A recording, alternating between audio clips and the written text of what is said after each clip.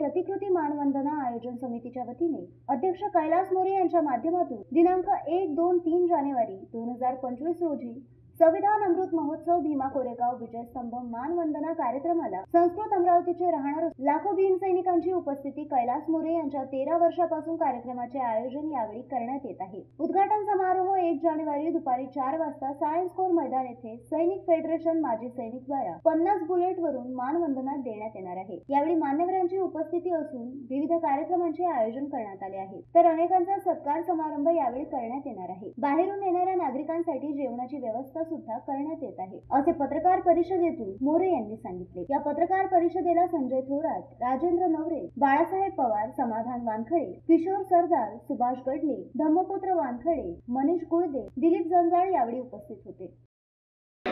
भीमा कोरेगाव मानवंदना आयोजन समितीचे मुख्य आयोजक अध्यक्ष यावर्षी 2025ला मानवंदना जो कार्यक्रम होत आहे त्याची माहिती देण्यासाठी आज पत्रकार परिषद आम्ही घेतली। मागील 13 वर्षापासून सातत्याने भीमा कोरेगावचा कार्यक्रम होत आहे आणि यावर्षी सुद्धा या कार्यक्रमाचं आयोजन केलेलं आहे। यावर्षी संविधानाचा अमृत महोत्सव या निमित्त हा कार्यक्रम आयोजित करत आहे। 75 वर्ष संविधानाला झाल्यामुळे आम्ही तो कार्यक्रम त्या ठिकाणी सांगणार। 2 लाख लोक यावेळेस संविधानाचे प्रास्ताविकाचं वाचन, सामूहिक वाचन करणार ते लिंक बुक ऑफ रेकॉर्डमध्ये आम्ही टाकणार आहोत। कलेक्टर साहेबांना आम्ही बोलावणार आहोत। IAS अधिकारी, IPS अधिकारी, IAS मोठे अधिकारी या ठिकाणी राहतील।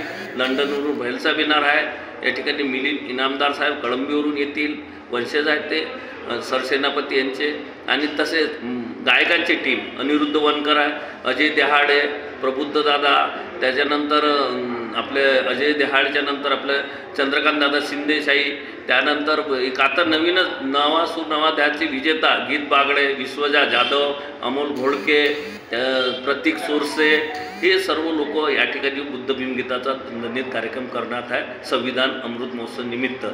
2 तारखेला पत्रकारांचा आणि समाज बांधवांचा आम्ही काही 10 लोकांचा समाज गौरव पुरस्कार देऊन सत्कार करणार आहे। त्यासाठी समिती गठीत केलेली आहे। ज्यांना असं वाटतं की माझा प्रस्ताव त्यांनी पाठवावा। या ठिकाणी स्टॉल बुकिंगची सुद्धा सुरुवात झाली आहे। त्यानंतर यावर्षी विशेष करून QR कोड दिला आहे प्रवेश पाससाठी। आपण QR कोड डाउनलोड करून प्रवेश पास भेटून जाईल तुम्हाला। गेटवर आमचे QR कोड राहतील, मोबाईलवर दाखवणार, आणि हा कार्यक्रम 7 ते 8 TV लाईव्ह होणार आहे। तरी हा कार्यक्रमात जास्तीत जास्त लोकांनी यावं। या ठिकाणी जे बाहेरगावून लोक येतात त्यांची राहण्याची, जेवणाची व्यवस्था स्वयंवर मंगल कार्यालयामध्ये केलेली आहे।